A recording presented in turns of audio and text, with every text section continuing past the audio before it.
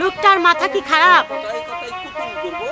কথায় কথায় কুতুম করব, চাবুক মারবো।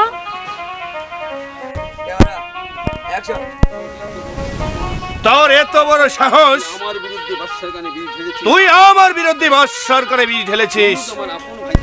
ফিরোজ আমার আপন ভাগিনা, তার কাছে এসেছিস আমাকে সন্দেহ ভাজন করে তুলতে।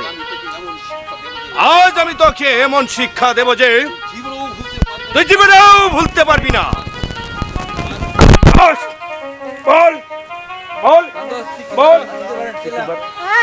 বল বল বল বল শয়তান।